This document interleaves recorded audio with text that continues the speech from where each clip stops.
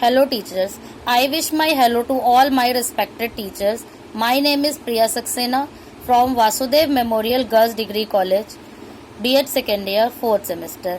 I am here to represent my topic Constitution, Constitutional Values, Preamble, Fundamental Rights and Duties. So I start my topic Constitution. The Constitution is the framework of the political principles and power of the government. It is a type of document in which all the rules and regulation of a country were mentioned. A country is governed by its constitution. The Indian Constitution is a type of a written document in which all the rules, regulations, all the laws were mentioned. The Indian Constitution is a supreme law for the country. The Indian Constitution is created by the draft committee after the independence of India. Dr. B.R. Ambedkar was the chairman of this draft committee. It takes 2 years, 11 months and 18 days time to complete the constitution, and it was completed on 26 November 1949, but it was adopted on 26 January 1950. On this day, we are celebrating our Republic Day. Now next is Preamble. The Preamble is the preface or introduction of our constitution, in which all the important points of our constitution were mentioned, like secularism, socialist, democracy, republic, justice, liberty. The secularism means all the religions for Indian citizens are equal. No one can differentiate or discriminate on the basis of their religion. The socialism means all the citizens of India are politically or freedom for political issues. The third one is the socialist, that all the citizens of India are free for the traditional and cultural issue. The democracy means that the government of India is elected by the representative, and the representative is elected by the peoples of India. The election system are formed for elected the representative of the government. Now next are the fundamental rights. The Indian government provided some rights to the citizen of India for the betterment of the citizens and to follow the rules of the country and to for the better survival and betterment for the Indian citizens. These are the rights of right to equality, right to freedom, right against exploitation, cultural and educational rights, right to constitutional remedies, and the right to education. That means the right to freedom means the Indian citizens are free from speech, free from expression, they are free to live any place in India.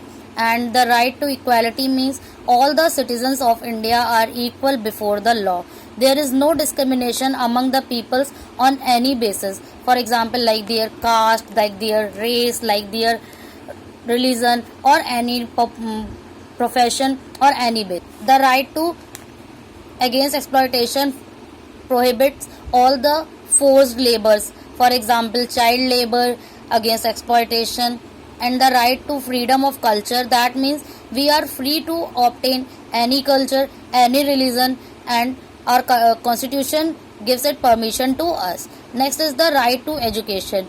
The right to education is the right under which all the childs between the 6 to 14 years of age are obtain the free and compulsory education which is provided by the government of India. And the right to constitutional remedies are provided for India to the enforcement of the fundamental rights of the Indian citizens. But not only the fundamental rights, our constitution also provided us the fundamental duties, because the fundamental duties are not for the forcefully posed on us, but it's our responsibility and it's our duty to follow the fundamental duties which are mentioned in the constitution. Some of our fundamental duties are to follow the rules and regulations which are given in the constitution, to respect the national emblem just like the national flag, national emblem, Ashok Chakra, and we must have to respect them. We are developed the tendency of the harmony between the peoples of India. We are able to protect the public property, we save the environment of India or whole country, because it's our fundamental duties. Our fundamental duties are not forced on us, but it's our prior responsibility and our duty to follow all the fundamental duties, because it's for better for our survival and it's also better for our country. So these are the my topic in which we tell about all the things.